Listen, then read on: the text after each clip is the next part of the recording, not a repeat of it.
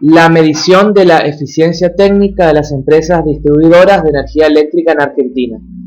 Tratamiento de datos de panel con efectos fijos y aleatorios.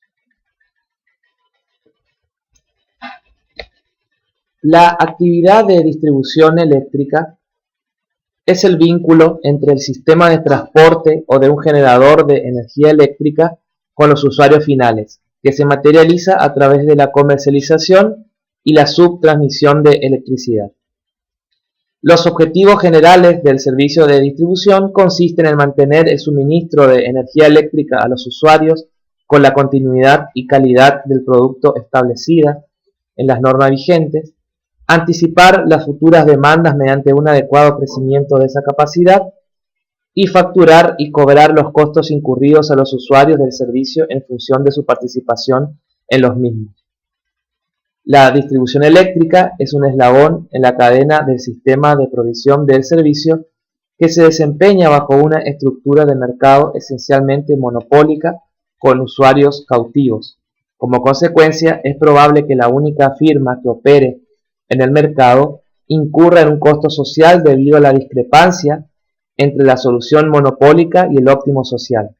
De esta manera se plantea una disyuntiva, pues la solución al problema de la ineficiencia productiva crea el problema de la ineficiencia en la asignación de recursos y de la cuestión distributiva. La resolución de esta disyuntiva ha sido planteada a través de diferentes formas de regulación, siendo la más extrema la provisión de los bienes y servicios por parte de una empresa del Estado que no tiene incentivos para utilizar su poder de mercado. Otra manera de organizar la actividad económica es a través de la concesión de la industria a una empresa privada, cuyas actividades son controladas por un ente regulador, donde el objetivo es evitar que el monopolista se apropie del excedente de los consumidores y genere pérdidas de eficiencia mediante la fijación de precios por encima del óptimo social. La economía de la distribución eléctrica es un área escasamente explorada, que permite estudiar los principios de tarifación óptima en nivel y estructura, los costos de la actividad, la determinación del valor agregado de distribución, como así también proporciona herramientas de análisis para el estudio de los métodos de regulación más pertinentes y consistentes. A principios de la década del 90, se introdujeron transformaciones profundas en el sector eléctrico a partir de la Ley 24065, cuando se decidió pasar a un sistema más descentralizado y con mayor participación privada. La ley dispuso que la misma sea considerada un servicio público debido a su condición monopólica y aplicó el mecanismo de regulación por precios máximos y el control de calidad. También dicha ley permitió a los estados provinciales que sean propietarios de las distribuidoras y que a la vez definan el esquema regulatorio bajo el control de sus propios entes. La mayoría de las provincias concesionaron el servicio al sector privado, aunque en 10 de ellas el régimen de prestación del servicio de distribución de energía eléctrica no sufrió modificaciones, es decir, que continúa a cargo de las entidades públicas y cooperativas de larga trayectoria en el sector. En la década del 90 existía un cierto consenso sobre la superioridad en la delegación al sector privado. Debido a la experiencia negativa del accionar de la empresa de propiedad estatal respecto de su ineficiencia y la falta de competitividad, durante la década de los 90 la teoría económica había llegado a cierto consenso respecto de la organización de los servicios públicos, que se sintetizaba en el provecho de concesionar su operación en empresas privadas y encuadrar a dichas empresas a una regulación por la cual el Estado le estableciera ciertos objetivos básicos en términos de eficiencia asignativa y equidad distributiva y con grado diverso de competencia, con la finalidad de mitigar los problemas de agencia entre el regulador y la empresa regulada. Los esquemas de regulación de los servicios públicos fueron definidos en forma conjunta de acuerdo a las diversas negociaciones entre los agentes participantes de la actividad de la distribución eléctrica. Los tipos de gestión se pueden subdividir en gestión privada, gestión pública y prestación por medio de cooperativas o municipios. El diseño de la regulación, cuando se define en función del tipo de prestación vigente, puede tomar formas diversas. La teoría vislumbra dos tipos ideales: la regulación por la propiedad pública o autorregulación, y regulación y control por medio de autoridades administrativas formalmente independientes de la administración central, sean estos de naturaleza sectorial o multisectorial. Es necesario dejar en claro que en el modelo de regulación por la propiedad pública se comprende al concepto de regulación como la capacidad estatal de establecer reglas de observancia obligatoria bajo el marco de una política de Estado anteriormente fijada en las esferas del Ejecutivo. En el año 2001, a partir de la crisis económica y política de la República Argentina, y con la sanción de la Ley de Emergencia Pública del año 2002, Ley 23.928, se alteró el contexto operativo en el que se venían desempeñando las empresas prestadoras de servicio. Se confirmó la prohibición de indexación de las tarifas de los servicios públicos, como así también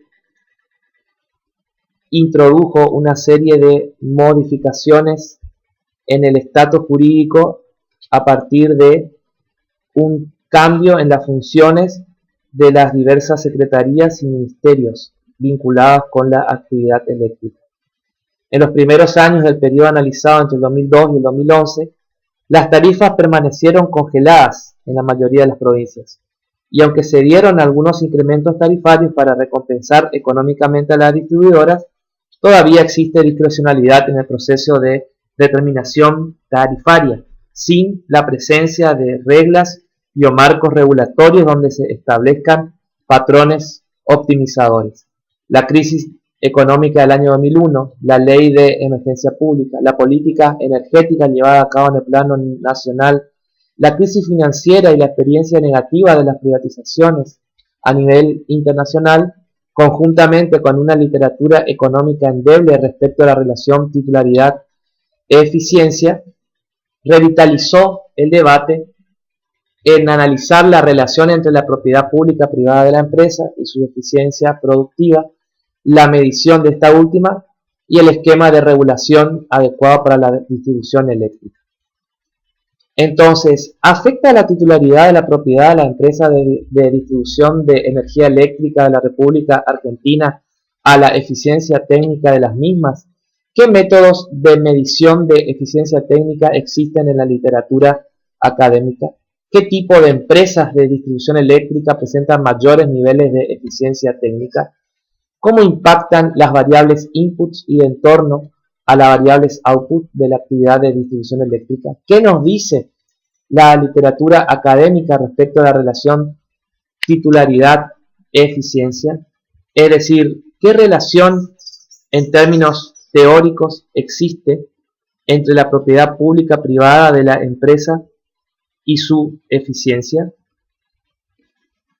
El objetivo de este trabajo consistió en aplicar la metodología paramétrica denominada tratamiento de datos de panel con efectos fijos y aleatorios para determinar las variables inputs y ambientales que influyen en el output de la función de producción. Para la elaboración del ranking de eficiencia técnica y el análisis de comparación entre privadas y públicas, se tomaron las siguientes 25 empresas distribuidoras eléctricas.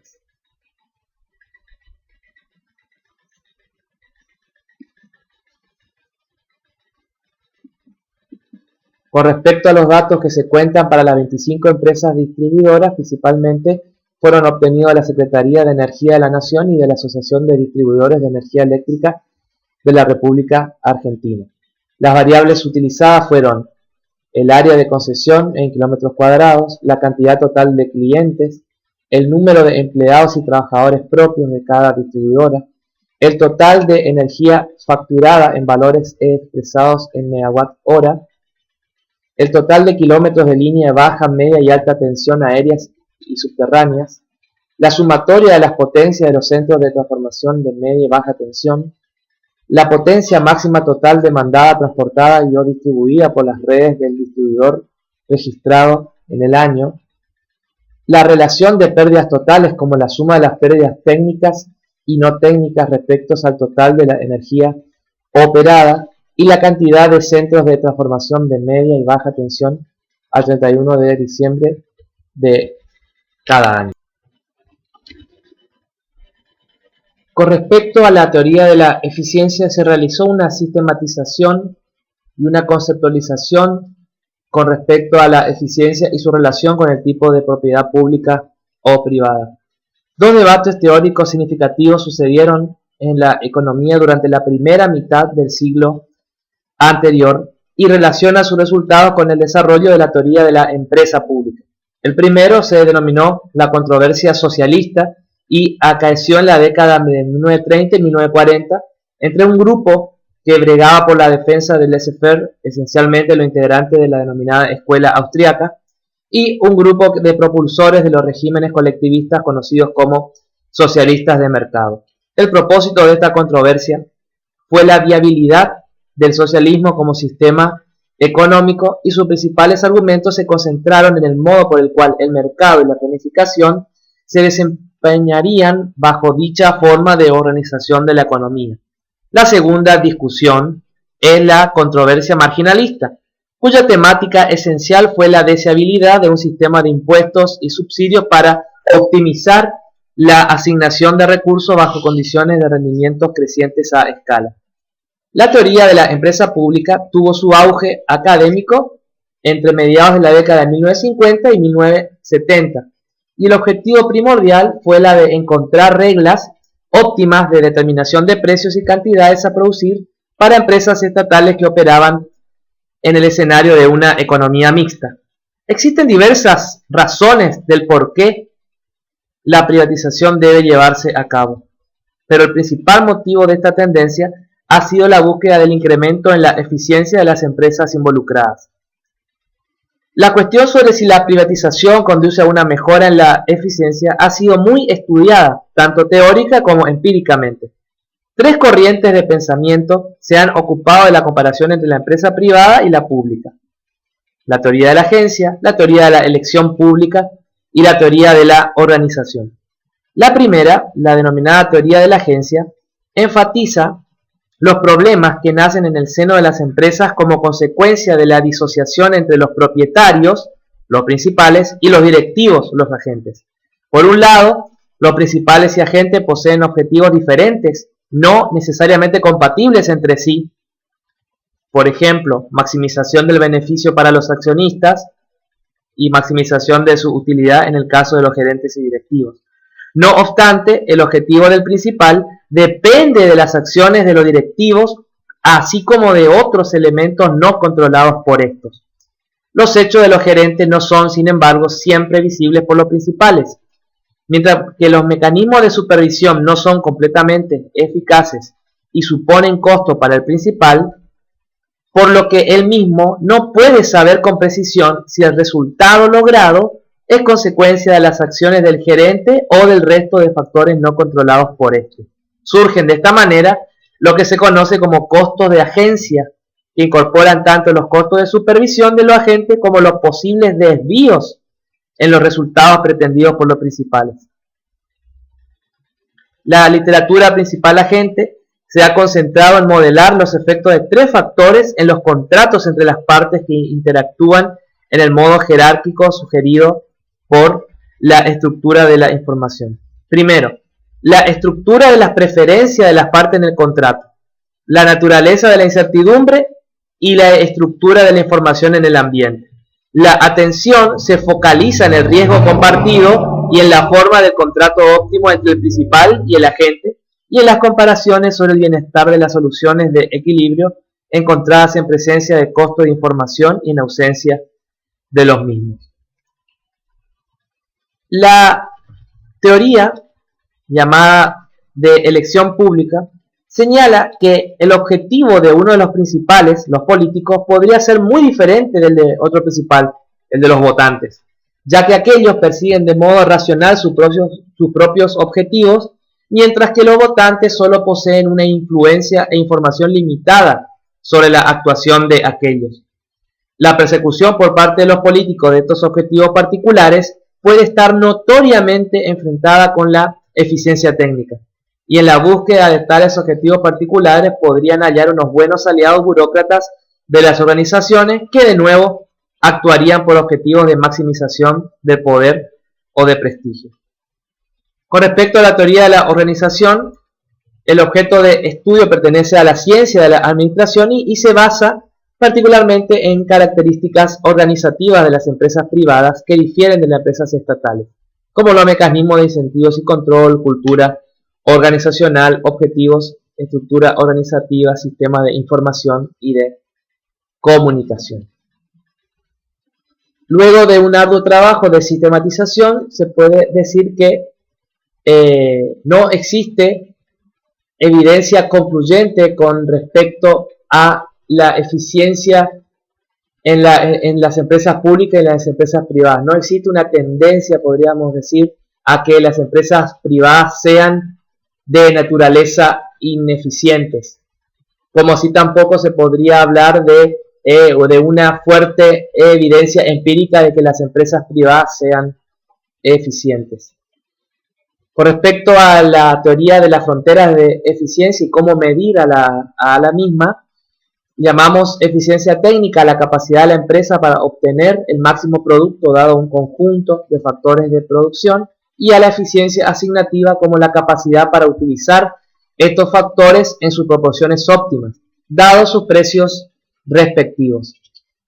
Llamaremos eficiencia económica o productiva a la habilidad de la empresa para producir un producto a un costo mínimo. Para alcanzar el mínimo costo, la empresa debe utilizar sus inputs de la manera más eficiente, eficiencia técnica, y además escoger la combinación de inputs correctamente dado el precio relativo de los mismos, eficiencia asignativa. Todos estos conceptos de eficiencia asumen que la frontera tecnológica se conoce. Puesto que esta frontera jamás es conocida en la práctica, la misma debe ser estimada a partir de los datos observados. Los estudios de frontera tecnológica se pueden clasificar conforme a la manera en que se especifica y se estima la frontera. Los métodos se diferencian en la definición o no de una forma funcional a priori sobre la tecnología. Si se define una forma funcional, estamos en presencia de métodos paramétricos. También se diferencian en la existencia o no de un error aleatorio. Entonces, la frontera se podría estimar con herramientas econométricas o bien de programación matemática. Con respecto a este último, un enfoque no paramétrico se ha asimilado a lo que se llama el análisis de la envolvente de datos DEA. Con respecto a los enfoques paramétricos, podemos subdividir en modelos determinísticos o en modelos estocásticos. En los modelos determinísticos, cualquier problema de especificación es considerado también ineficiente desde el punto de vista de las técnicas determinísticas. Las fronteras estocásticas modelan las fallas de especificación y los factores no controlables de modo independiente del componente de ineficiencia técnica a partir de la introducción de un error aleatorio a ambos lados en la especificación del modelo de frontera. Por último, cabe mencionar que Kutzman reconoció que una producción técnicamente eficiente es aquella en la que no es posible aumentar uno o varios outputs sin o reducir la cantidad de alguno de los otros outputs o incrementar alguno de los factores empleados en la producción. Tanto DeBrew como Farrell en sus papers en la década del 50 plantearon una medida radial de eficiencia técnica que revela la ineficiencia existente a lo largo de un radio vector. En ese radio vector se hallan situadas todas las empresas que usan los factores productivos en la misma proporción. La eficiencia técnica mide la máxima contracción proporcional factible en todos los insumos una vez establecido el nivel de producción. Un valor unitario expresa que la unidad analizada se halla en la frontera y es técnicamente eficiente, mientras que un valor inferior a la unidad nos muestra que la producción puede alcanzarse con un menor volumen de factores productivos. En la práctica, ni el conjunto de posibilidades de producción ni las funciones de producción pueden ser observadas directamente, sino que deben ser estimadas mediante una muestra de la. Con respecto a este trabajo que trata sobre el tratamiento de datos de panel con efectos fijos y aleatorios, la mayoría de los modelos de datos en panel utilizan una forma de modelo de componente de error para las perturbaciones de la siguiente forma, donde U es el efecto específico individual no observable y por otro lado B es la perturbación remanente que varía con los individuos y con el tiempo. La decisión que se presenta en el modelado de datos en panel es, dada la heterogeneidad individual que hace descartar la estimación por mínimos cuadrados clásicos, elegir entre suponer el término no observable fijo o aleatorio. Con respecto a la especificación teórica de la función de producción, sobre la base de un trabajo de Rodríguez, Pardina, Rossi y Roussier, se postula la siguiente especificación teórica de la función de producción. Expresando la misma función en forma logarítmica,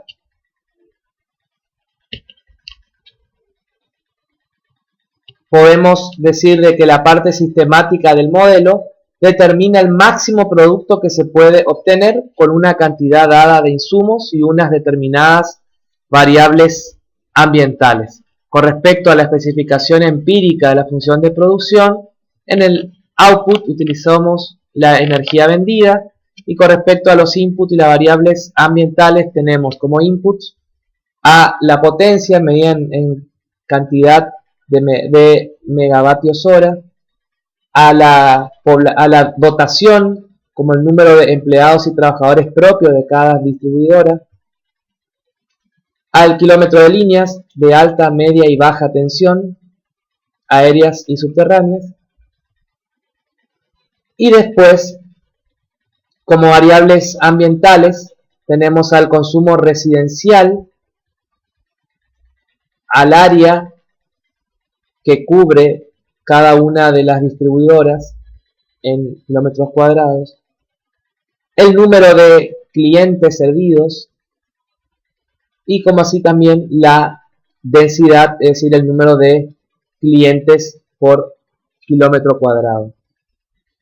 Del análisis que surge del tratamiento de los modelos de datos de panel, se consideran mejores las estimaciones obtenidas mediante el modelo de efectos aleatorios. Aquí tenemos la salida del software Stata, en el cual se ha utilizado el modelo de efectos aleatorios. Es un modelo de autocorrelación 1, y en que las principales conclusiones de la investigación de este modelo nos dice que a medida que el porcentaje de ventas residenciales de las empresas aumentan un 1%, las ventas de energía expresadas en megavatios horas caerían en un 0,31 aproximadamente. Si la cantidad de clientes incrementa un 1%, entonces las ventas de energía expresadas en megavatios hora aumentan un 0,72%. Por cada aumento del 1% del total de líneas de alta, media y baja tensión, la energía vendida se incrementa un 0,29%. Por cada aumento del 1% de la potencia de transformación, la energía total vendida se incrementa un 0,21%. Y por último, aunque es menos contundente la diferencia de eficiencia técnica entre las empresas, sean públicas o privadas, cabe destacar que todas las primeras se ubican por debajo de la mitad del siguiente ranking de eficiencia. Aquí tenemos el ranking en el cual la encabeza la empresa EPEN, la de Neuquén, la empresa pública EPEN. Después tenemos las empresas concesionadas privadas, Edelar, Sur. Y podemos ver que las principales empresas públicas, como ser EMSA, la de Misiones, ocupa el puesto 14 en el ranking. La empresa de Chaco, SECHEP, el puesto 16. EPEC de Córdoba el puesto 21, DEPEC la de Corrientes en el puesto 22 y EPES la de Santa Fe en el puesto 25. A manera de ir concluyendo, se ha realizado un método DEA en 3 etapas propuesto por FIET. Es uno de los modelos más completos para medir eficiencia. En dicho modelo, en el cual separa el desempeño y el rendimiento en 3 fenómenos, la que se deriva por la propia organización de las actividades de producción, es decir, la propia eficiencia interna, las características del ambiente o del entorno, el impacto de la buena o mala suerte, las variables que se omiten y los fenómenos relacionados que se recogen en un término de error aleatorio. Con este modelo se puede arribar de que la empresa de PEC, la de Corrientes, incrementa su puntuación de eficiencia a 0,63, pero también podemos decir que las empresas públicas siguen presentando valores muy bajos, como ser EMSA con 0,36, EPEC con 0,32, EPES, la de Santa Fe, con 0,28 y la de Chaco, CEGEP, con 0,34. Todas las empresas públicas consideradas, a excepción de DEPEC, siguen presentando valores de eficiencia técnica muy bajos. Las 5 empresas que presentan menores niveles de eficiencia técnica para el periodo 2001-2011 son EDEA, EPES, EPEC, CEGEP y EMSA, es decir, 4 de las 5 empresas con bajos niveles de eficiencia son públicas. Y otro dato interesante que nos dice que el promedio de eficiencia de la industria, es decir, las 25 empresas distribuidoras eléctricas, en el periodo 2001-2011 fue de 0,67. Conclusión. La estimación y el análisis de los niveles de eficiencia con los cuales se están operando estas empresas permite establecer si las tarifas que se cobran a los usuarios finales son el resultado de una estructura de costos y de producción eficientes. Podría identificar ineficiencias y generar correctivos para aumentar los ahorros en el gasto público. Las evaluaciones comparativas de eficiencia entre empresas pueden contribuir a mejorar las decisiones de los reguladores en la determinación de las fórmulas tarifarias. Como se ha dicho antes, luego de realizar un estudio minucioso de la literatura académica, la comparación de la eficiencia entre pública y privada regulada no conduce a resultados indiscutibles. Es más, la definición del marco regulador más apropiado en cada escenario no competitivo es el fundamento esencial que avala la obtención de eficiencia en estos sectores, pero sin embargo en el sector de la distribución eléctrica en Argentina, las empresas públicas presentan menores niveles de eficiencia técnica respecto a las privadas. Por último, cabe mencionar que la tarifa debería satisfacer las condiciones de equilibrio económico-financiero de la empresa, señalar al consumidor la dirección del uso racional y de la conservación de la energía eléctrica, atender a los principios básicos de eficiencia económica, equidad, justicia, estabilidad y modicidad, considerar los objetivos específicos atribuidos al sector eléctrico y además, por último, considerando las limitaciones que presenta el presente trabajo, puesto que no se ha considerado lo que tiene que ver con el impacto de la generación de energía eléctrica en la tarifa final, como así tampoco la actividad de transporte eléctrico. Tampoco se ha considerado la magnitud y el impacto de los subsidios estatales en los diversos eslabones de la cadena productiva de energía eléctrica. Igualmente, resulta adecuado para iniciar un debate académico y político público del sistema de distribución eléctrica. Desde ya, muchas gracias por este espacio a la Universidad Siglo XXI. Mi saludo correspondiente desde Posadas Misiones, el doctor Darío Ezequiel Díaz. Muchas gracias.